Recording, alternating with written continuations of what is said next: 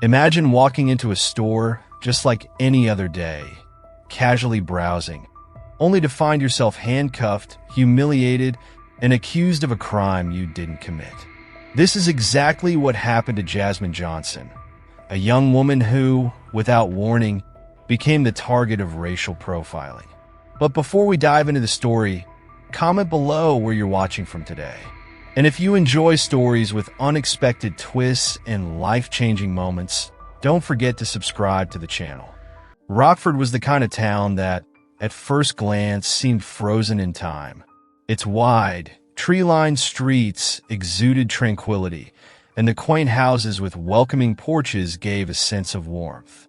However, for those who knew it intimately, the town had deep layers, invisible to the eyes of those who didn't pay attention. Beneath this facade of serenity, racial tension still ran like an underground river, influencing the interactions between its inhabitants. Among them was John Miller, a middle-aged white police officer, always seen as the guardian of that silent order. His presence inspired both respect and fear, especially among the black residents, who were all too aware of his reputation for being strict and biased.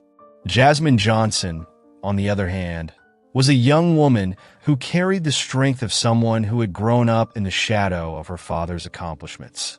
Marcus Johnson, a respected businessman, had built a chain of popular stores through sweat and perseverance. He had always taught Jasmine the value of hard work, but also the importance of not letting others' prejudice define her. Jasmine grew up listening to her father's stories of overcoming adversity, absorbing his philosophy of life. So when she walked the streets of Rockford, she did so with her head held high, knowing that, although her skin color was often seen as an obstacle, she would never let that limit her. The relationship between John and Jasmine, though non-existent until that point, was already marked by the distance their worlds represented. John was part of a generation that looked at the rise of people like Marcus Johnson with suspicion. He would never admit it, but the success of a black man bothered him. Jasmine, on the other hand, was used to handling judgmental looks, both for her skin color and for the status her father had achieved. To her, each interaction was an opportunity to show her strength and determination. The contrast between these two characters was evident, and the quiet town of Rockford would soon witness the inevitable clash between these two worlds. John Miller was a complicated man. His childhood had been shaped by the strictness of an upbringing that valued order above all else. His father, also a policeman, believed that a man of the law's duty was to protect his community at any cost, and that vision was passed down to John. But along with these teachings came prejudice, a worldview that divided people into simple, biased categories. To him, Rockford's peace depended on keeping those categories well defined. Jasmine, with her strong presence and the heritage of a father who had built an empire, represented exactly what challenged this order that John held so dear. Jasmine, however, had grown up in a very different environment. Her father always taught her that to succeed in life, one needed more than just effort. One needed courage, faith, and perseverance. Marcus Johnson knew that the path to success wasn't easy, especially for people like him, but he never let adversity define him. Jasmine inherited that strength. From a young age, she watched her father work tirelessly, always with the hope of a better future. And over time, she too carried that torch.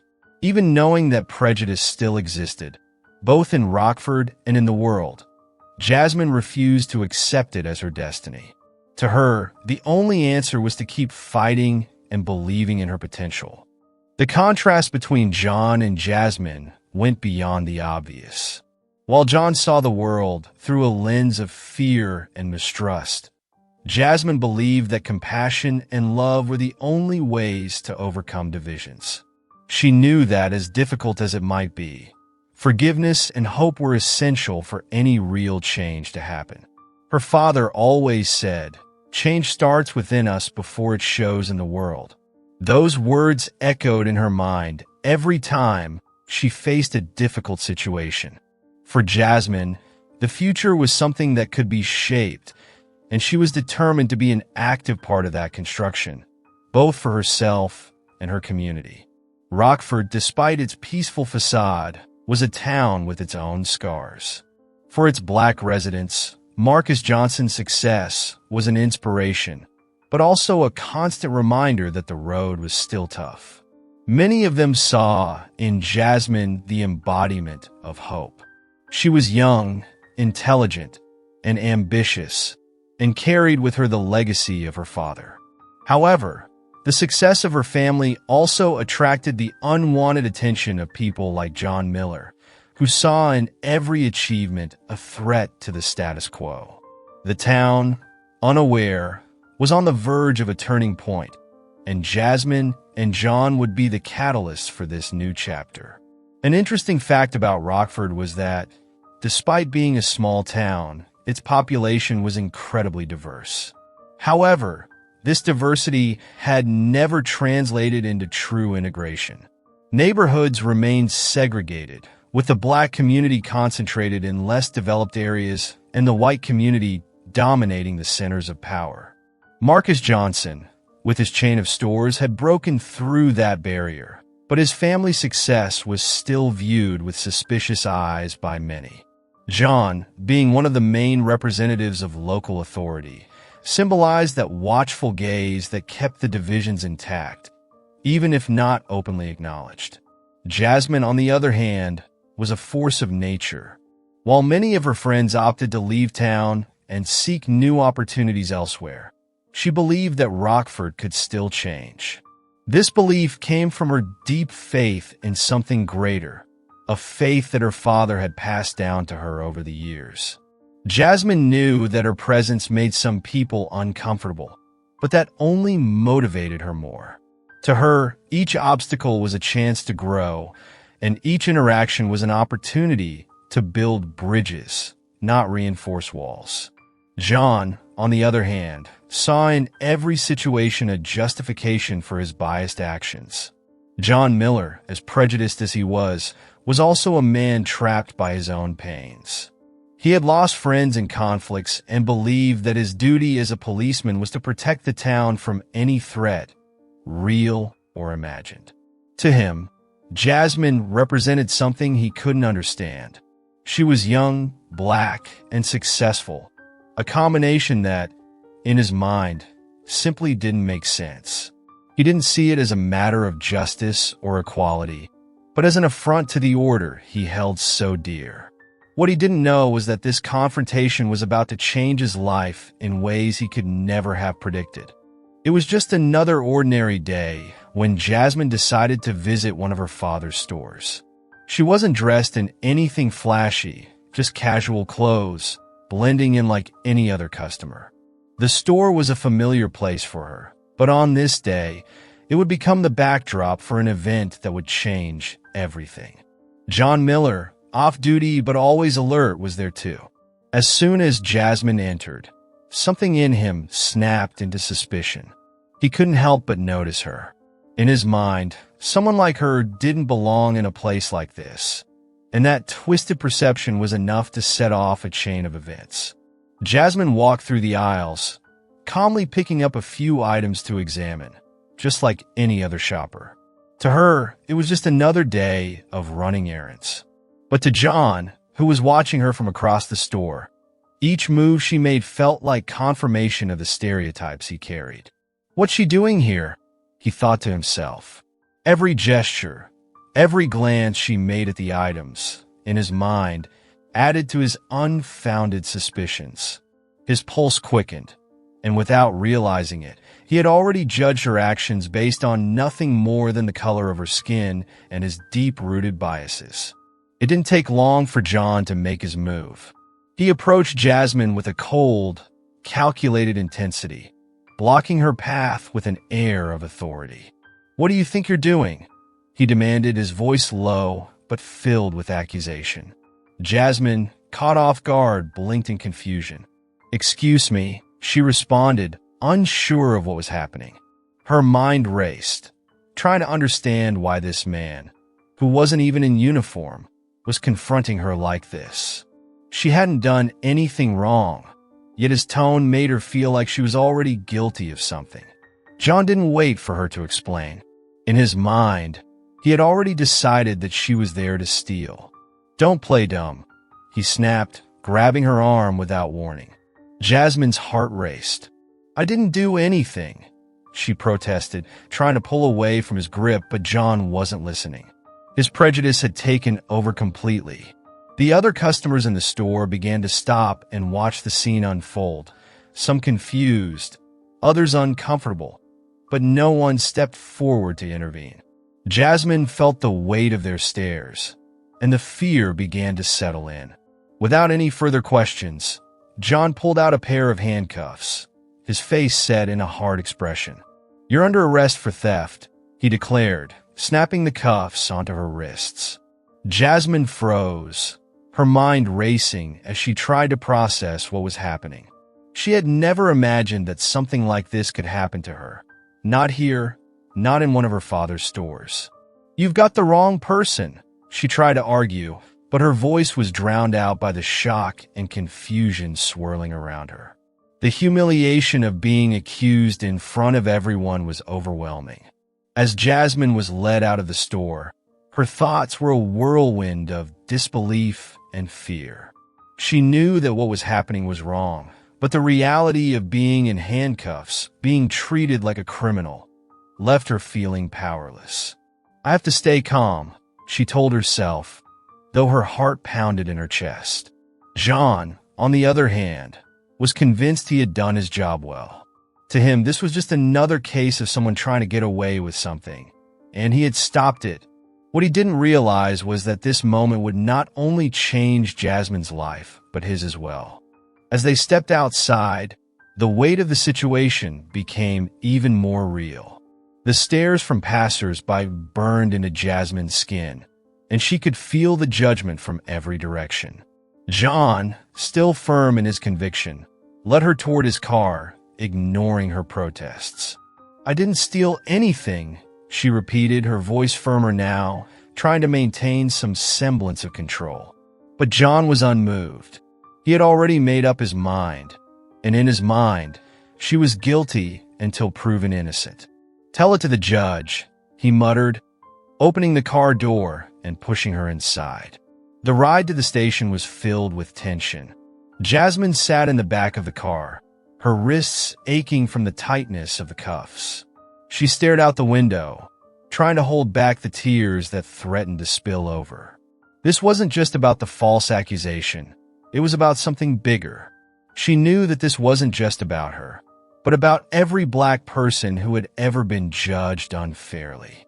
"This isn't right," she whispered to herself, trying to gather her strength. Meanwhile, John sat in the front seat, silent, convinced he had done his duty, unaware of the storm that was about to hit. When they arrived at the station, John marched Jasmine inside without so much as a second glance at her. To him, this was routine, just another day of doing his job. But to Jasmine, every step felt heavier.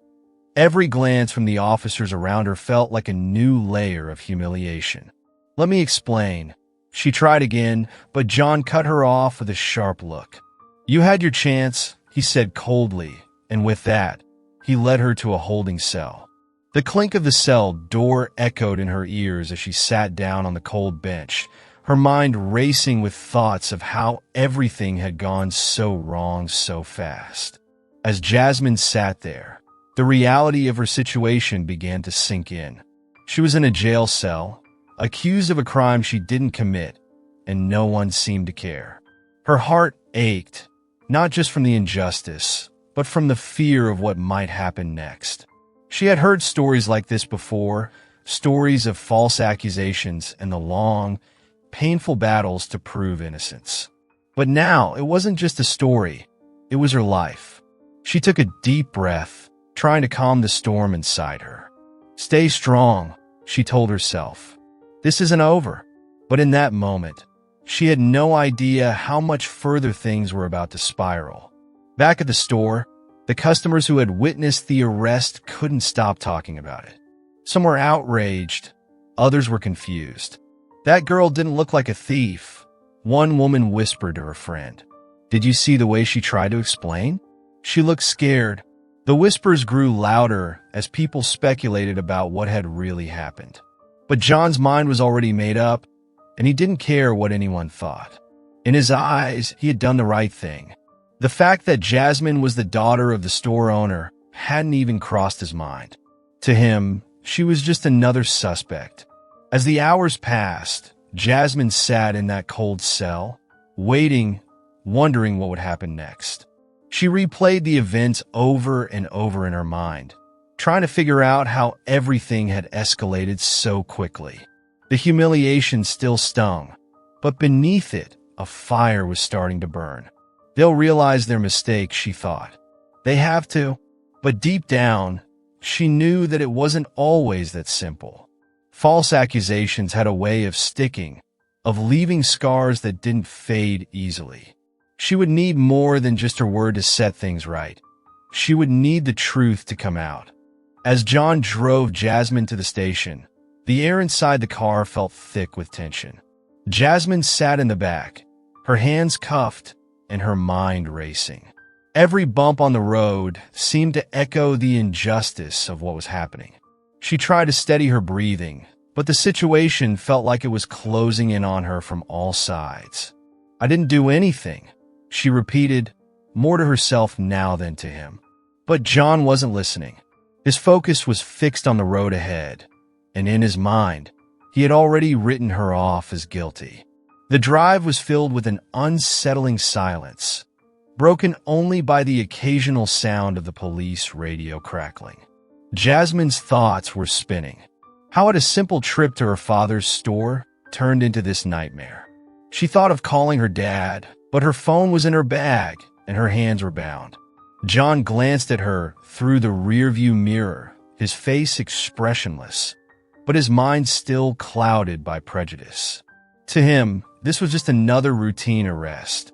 He didn't see the person behind the handcuffs, just a narrative he had constructed long before this day even began. As they pulled into the station, the tension that had been building throughout the ride reached its peak. John stepped out of the car, opening the back door with a sense of finality. "Let's go," he said, pulling Jasmine out of the car without waiting for her to gather herself. Jasmine winced as the handcuffs dug into her wrists, but she kept her composure.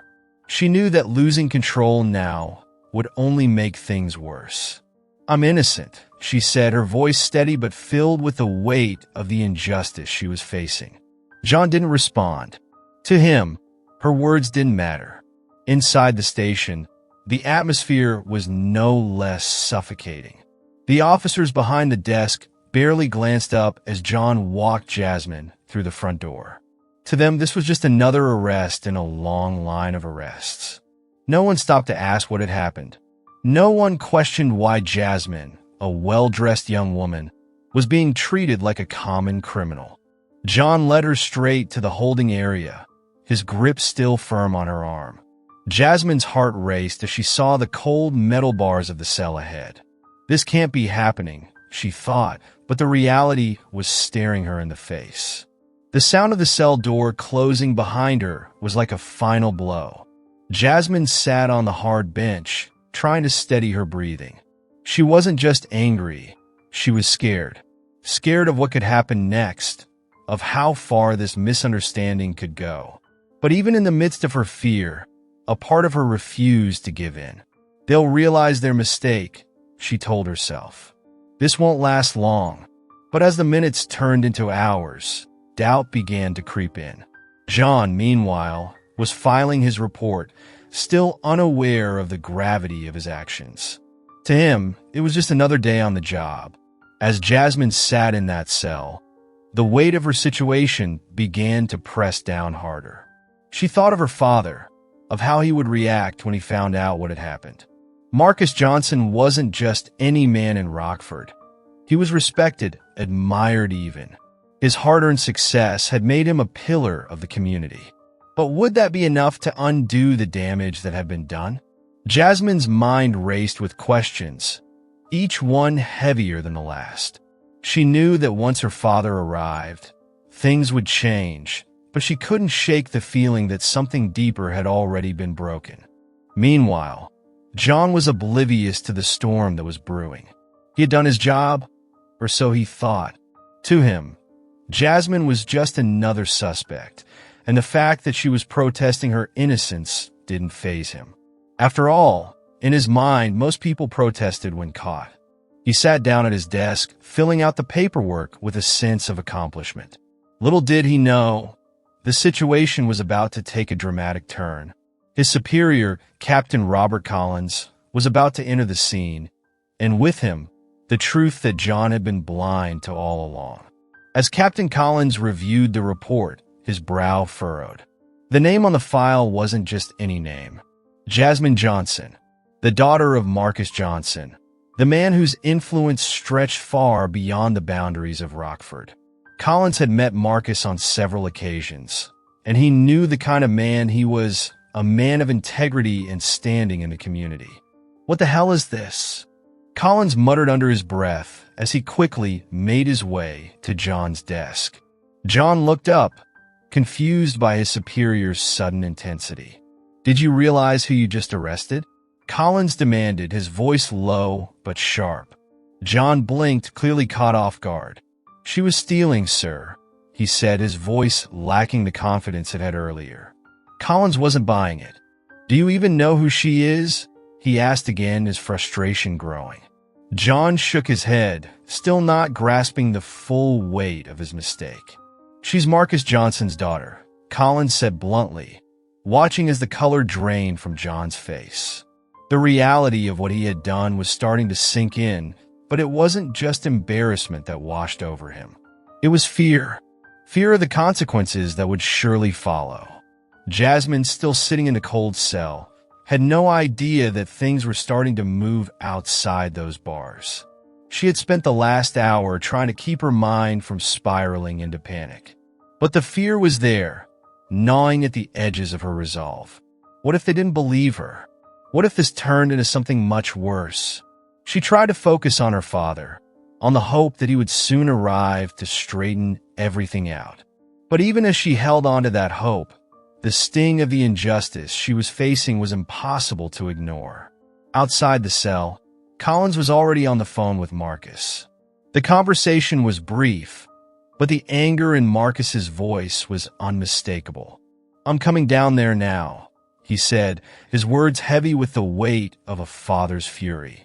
Collins knew this was going to be a mess. He glanced over at John, who was now pacing nervously.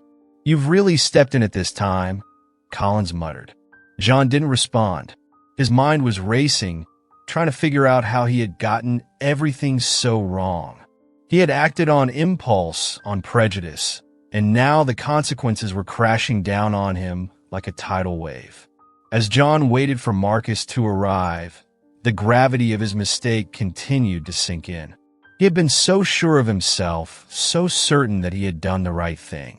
But now, as he replayed the events in his mind, the cracks in his judgment were glaringly obvious. He had let his biases cloud his actions, and now an innocent young woman was sitting in a jail cell because of it.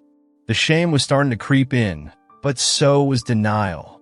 He wasn't ready to fully admit to himself just how wrong he had been. Not yet. Inside the cell, Jasmine heard the faint sounds of voices outside. She couldn't make out the words, but something had shifted. The air felt different. She stood up, her heart pounding in her chest. "Is someone finally going to listen to me?" she wondered, though she didn't dare hope too much just yet.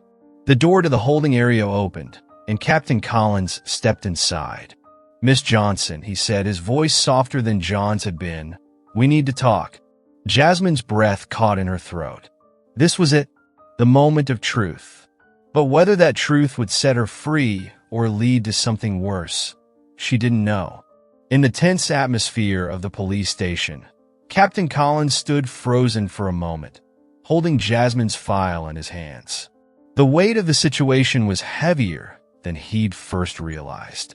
Jasmine, sitting in the cell, was completely unaware that the gears had already started turning in her favor. Collins paced back and forth, knowing that Marcus Johnson would be there any moment. He knew Marcus personally, had shaken his hand at community events, and knew the power and influence the man carried. This wasn't just a simple case of mistaken identity. It was a catastrophe that could shake the entire town. John's blunder was about to unravel in a spectacular way. Jasmine's heart pounded in her chest as she heard footsteps approaching. She stood up, unsure of what was happening, but ready for whatever came next. Captain Collins opened the cell door with a slow, deliberate movement, his face stern but not unkind. "Miss Johnson," he began, the weight of the moment evident in his voice. "We need to talk." Jasmine took a breath, her mind still reeling from everything that had happened. She had been waiting for someone to realize the mistake, but now that it was happening, a new wave of fear and uncertainty washed over her. She wasn't sure what to expect, but she knew this was a turning point. As Collins led Jasmine out of the cell, John stood a few feet away, his face pale, his body stiff. He couldn't meet her eyes. The weight of his mistake was beginning to crush him, but he was still clinging to some sliver of denial. It was a misunderstanding, he kept telling himself, but deep down, he knew it was more than that. He had acted out of prejudice, out of an ingrained fear that he had never truly questioned. And now, here he was, face to face with the reality of his actions. Jasmine's presence seemed to magnify his shame, yet he couldn't bring himself to apologize, not yet. In the captain's office, Jasmine sat across from Collins, the tension in the room thick as fog. Collins cleared his throat, trying to find the right words. "Miss Johnson, we've made a serious mistake," he admitted, his tone soft but firm. "I've contacted your father, and he's on his way." Jasmine's heart leapt at the mention of her father, but she also felt the sting of the situation. This wasn't just about her father bailing her out. This was about the injustice she had suffered and the humiliation she had endured. Collins could see the mix of relief and anger in her eyes, and he knew there was no easy way to fix this. As they sat in silence for a moment, Collins glanced at the door, knowing Marcus Johnson would soon walk through it. He had no idea how Marcus would react, but he expected nothing less than fury. After all, his daughter had been arrested on false charges, humiliated in public, and treated like a criminal. The situation was a ticking time bomb, and Collins was painfully aware that the entire police department's reputation hung in the balance. Outside the office, John paced nervously, every second feeling like an eternity. He could feel the judgment of his colleagues, the weight of the investigation that was surely coming. When Marcus Johnson arrived at the station, the entire mood shifted. His presence was commanding, his footsteps echoing through the hallway like a thunderstorm about to hit. John, seeing Marcus approach, felt a cold sweat break out on his skin. Marcus's eyes were hard, filled with a controlled fury that made the room seem smaller. "Where is my daughter?" he demanded, his voice calm but laced with the kind of authority that left no room for argument. Collins quickly moved to meet him, trying to defuse the situation as much as possible. "She's in my office," Collins said, leading Marcus down the hallway. Inside the office, Jasmine stood up as soon as she saw her father. The relief was overwhelming, but so was the emotion that came with it.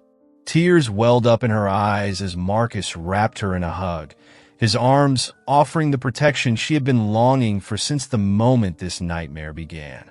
"It's okay, sweetheart," he whispered, though his own heart was heavy with the weight of what had happened. He pulled back, looking into her eyes, silently asking if she was truly okay. Jasmine nodded, but the pain in her expression told him everything he needed to know. This wasn't just about her arrest. It was about the deep scars it had left behind. Marcus turned to face Collins, his expression hardening once again. "How could this happen?" he demanded, his voice low but dangerous. Collins, to his credit, didn't try to dodge the responsibility. "There's no excuse, Mr. Johnson," he admitted, his voice filled with regret. "It was a grave mistake, and I assure you, we will take every step necessary to make this right." But Marcus wasn't satisfied with promises. He wanted accountability. "Where's the officer who did this?" he asked, his voice steady but full of anger. Collins glanced at John, who was standing just outside the office, his face ghostly pale. John slowly entered the office, his heart pounding in his chest.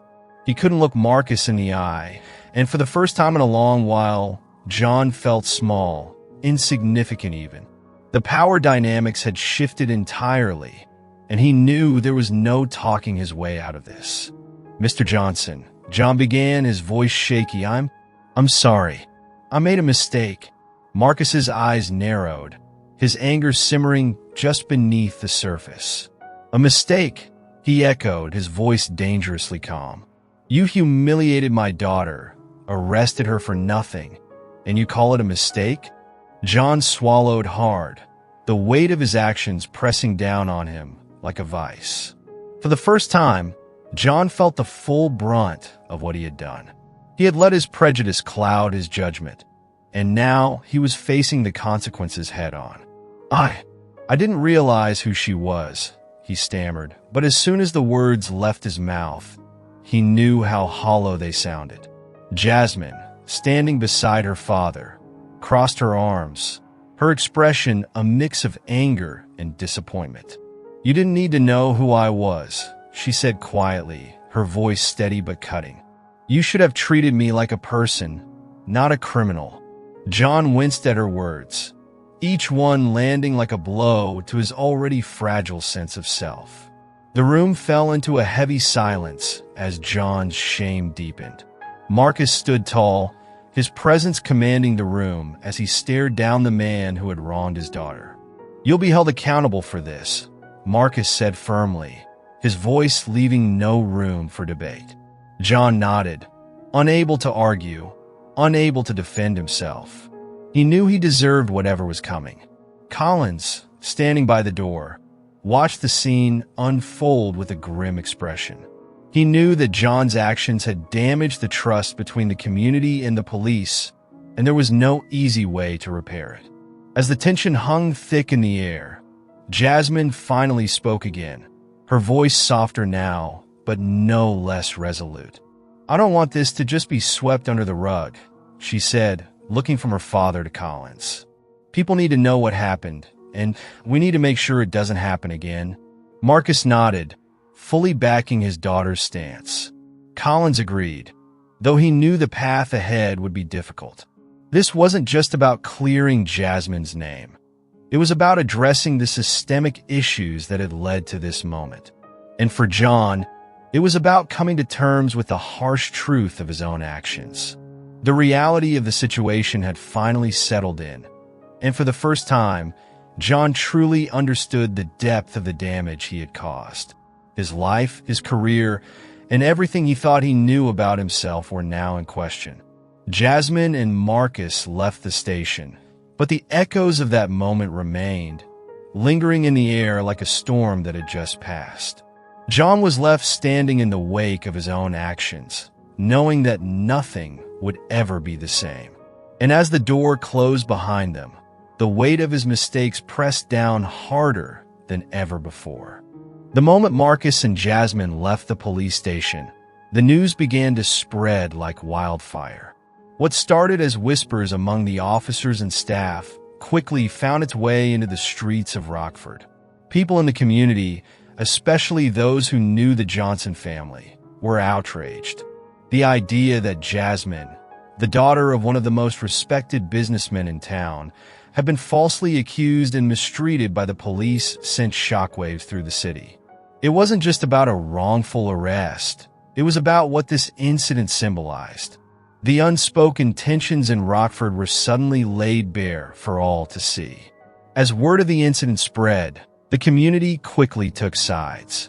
On one side were those who had long been critical of the police and the way they handled interactions with the black community. For them, this was just another example of the systemic issues that had been swept under the rug for too long. On the other side were those who believed that the police were justified in their actions, regardless of the circumstances. But for most people in Rockford, the incident with Jasmine became a wake-up call. The calm and quiet town they thought they knew was now at the center of a much larger conversation about race and power. The Johnson family, known for their success and their contributions to the local economy, was at the heart of this controversy. Marcus Johnson, who had always tried to keep a low profile despite his business achievements, found himself thrust into the spotlight. The community looked to him for a response, and Marcus knew he had to act. But he wasn't just thinking about his own family. He was thinking about the other families in Rockford who didn't have the same resources or influence to defend themselves against such injustices. This wasn't just about Jasmine anymore. It was about the broader issue of racial profiling and abuse of power. As the media caught wind of the story, reporters flocked to Rockford, eager to cover what was quickly becoming a national headline. Cameras and microphones lined the entrance to the Johnsons' home, and Marcus was faced with a choice: stay silent and hope the situation died down, or take a stand. He chose the latter. Standing on the steps of his house, with Jasmine by his side, Marcus addressed the growing crowd of journalists. "What happened to my daughter was not an isolated incident," he began, his voice steady but filled with emotion. "This is a reflection of a much deeper problem in our society, and it's time we face it." Marcus's words reverberated throughout Rockford. His calm demeanor and powerful message struck a chord with many, especially those who had experienced similar situations but never had the platform to speak out. Jasmine, standing beside her father, felt a mixture of pride and pain. She hadn't wanted to be the face of this movement, but now that she was, she knew she had a responsibility to use her voice. "This isn't just about me," Jasmine said, stepping forward to the microphones. "This is about every person who's ever been judged for the color of their skin, every person who's been treated like less than human because of someone else's prejudice."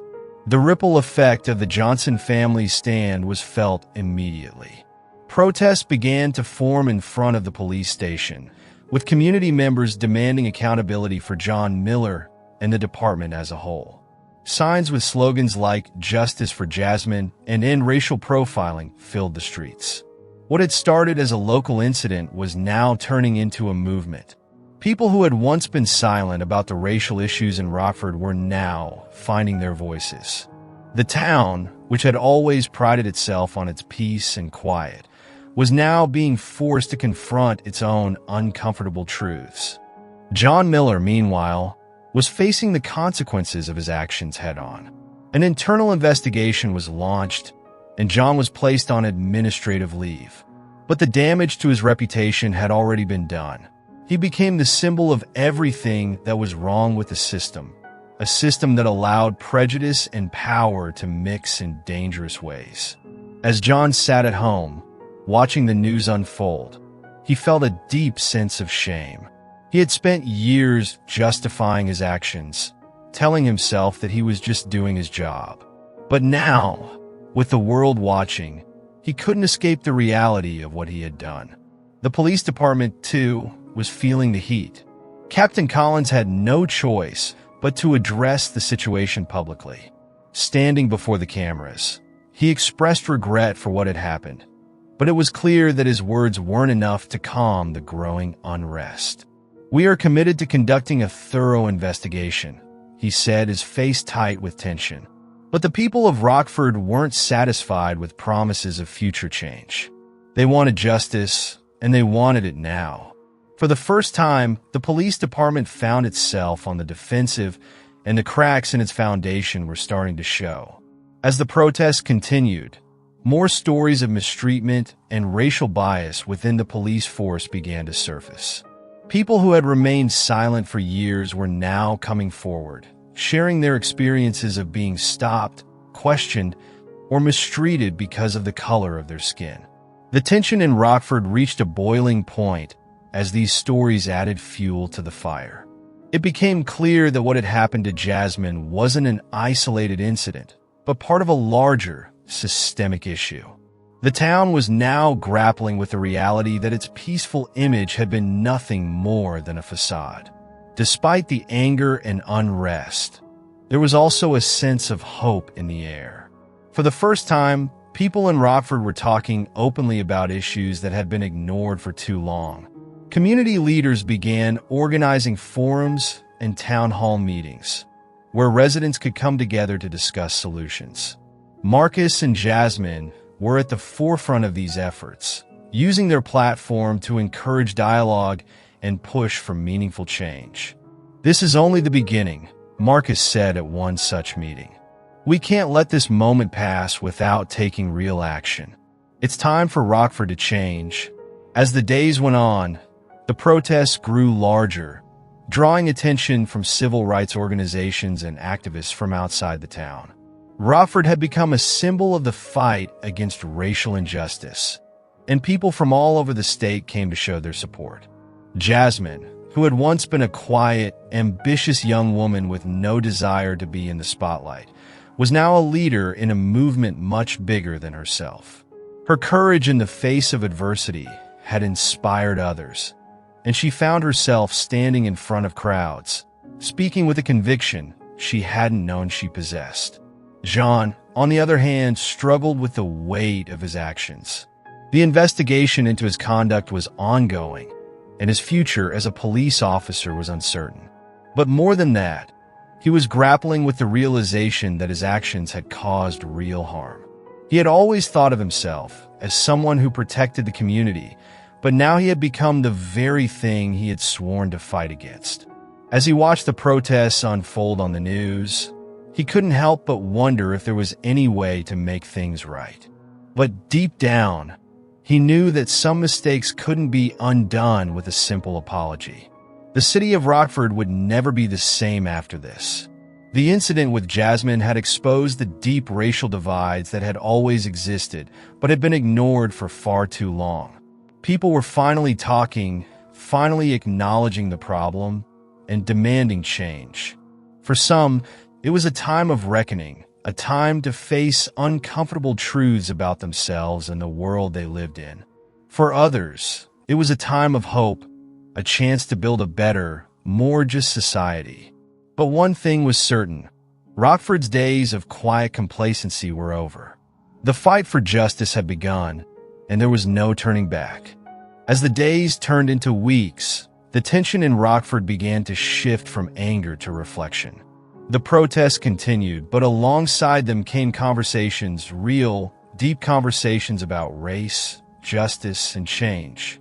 The town was finally confronting its long-buried issues, and at the heart of it all was Jasmine and her family.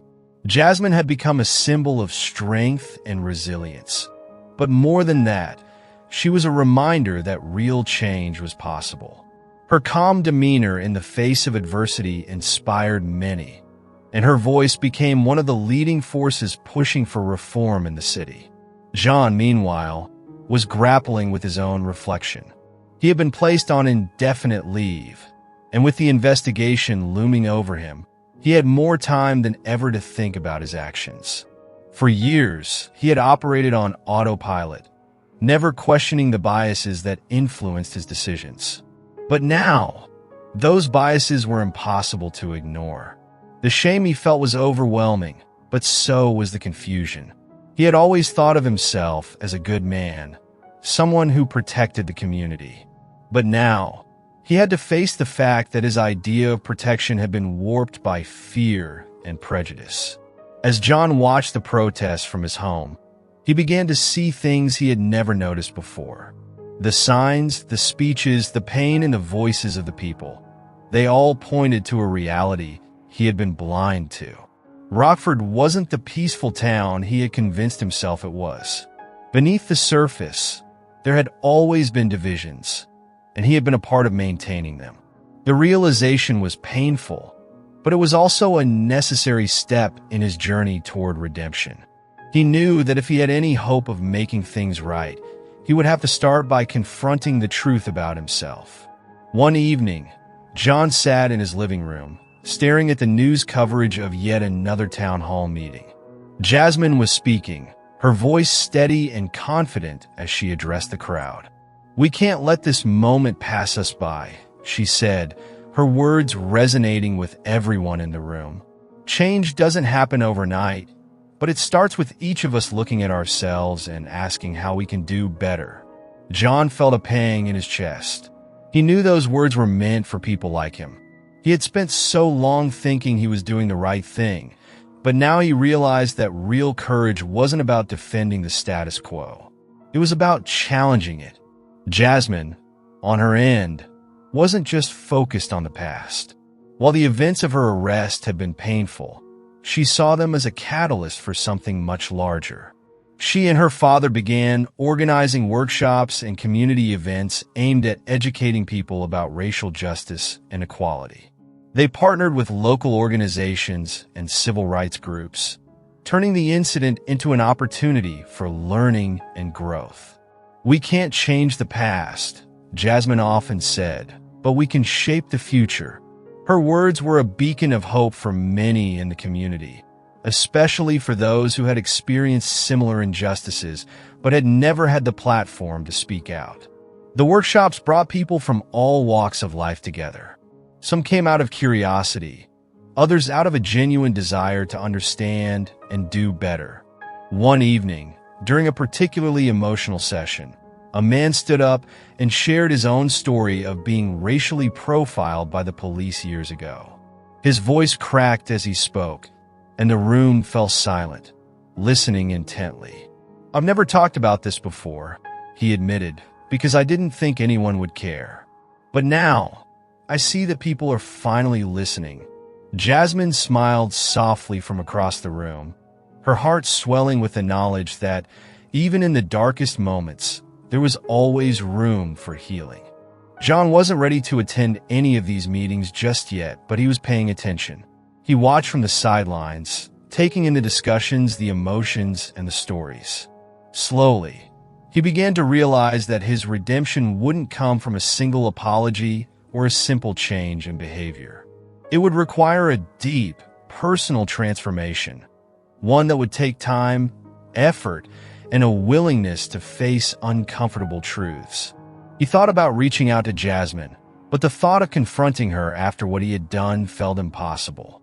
Still, he knew that if he wanted to move forward, he would eventually have to take that step. Jasmine, meanwhile, continued to push for change, both within the community and within herself. She had come to realize that forgiveness wasn't just about letting go of the anger she felt toward John and the police. It was about finding peace within herself. "Forgiveness is hard," she said during one of her talks, "but it's the only way we can move forward. It's not about forgetting what happened, but about choosing not to let it define us." Her words resonated deeply with those in attendance, many of whom had been carrying the weight of their own painful experiences for years. As time went on, Jasmine's message of hope and perseverance began to take root in the community. People who had once been divided by fear and mistrust were now coming together to work toward a common goal: building a more just and equitable Rockford. The conversations were difficult, and the process was slow, but there was progress. For the first time, the town was facing its issues head-on, rather than sweeping them under the rug. Jasmine knew there was still a long way to go, but she also knew that they had taken the first step, and that was something to be proud of. One day, as Jasmine was preparing for another workshop, she received an unexpected message. It was from John. His words were hesitant, filled with uncertainty, but there was a sincerity in his apology that she hadn't expected. "I know I can't undo what I did," the message read, "but I want to understand. I want to be better."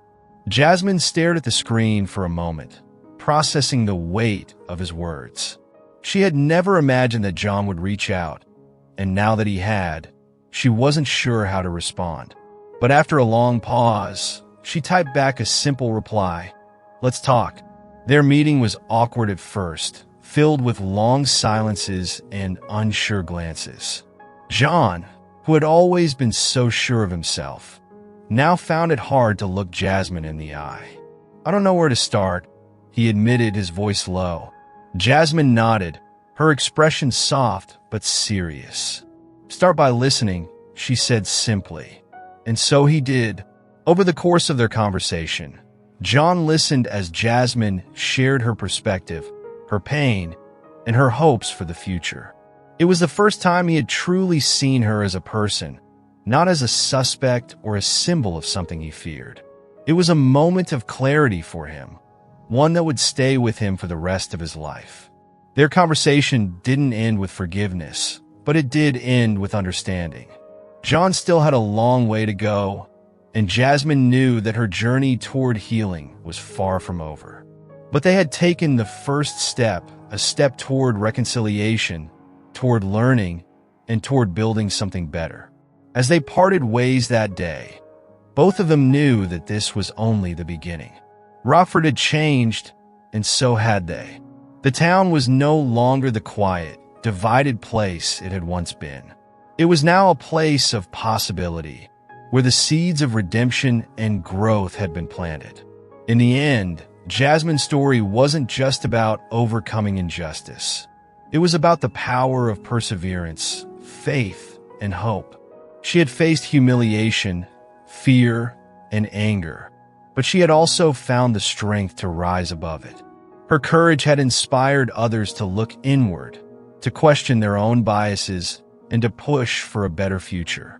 And for John, it was the beginning of a long journey toward redemption, a journey that would require humility, reflection, and a willingness to change. Together, they represented the possibility of a new Rockford, one where love, compassion, and understanding could finally take root. Now that you've followed Jasmine's journey, the question remains, what will you do with this knowledge? Will you let it sit, or will you take action? This story isn't just about her. It's a reflection of the world we live in, the injustices that happen daily, often without anyone noticing.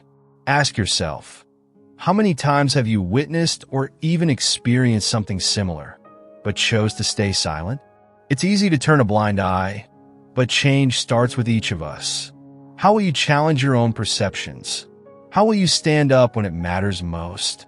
If this story made you think, feel, or even get a little uncomfortable, that's good. That's the beginning of real change. But don't stop here. Take what you've learned and apply it in your own life. Start conversations, speak up against injustice, and most importantly, listen to those who have been silenced for too long. The world won't change on its own, but with courage and perseverance, we can make it better, one step at a time. And if you want to keep learning, growing, and staying informed on topics like this, make sure you subscribe to our channel and hit the notification bell. Don't miss out on the conversations that matter, the ones that could shape the future. Join us as we continue exploring the truth and pushing for the change the world so desperately needs.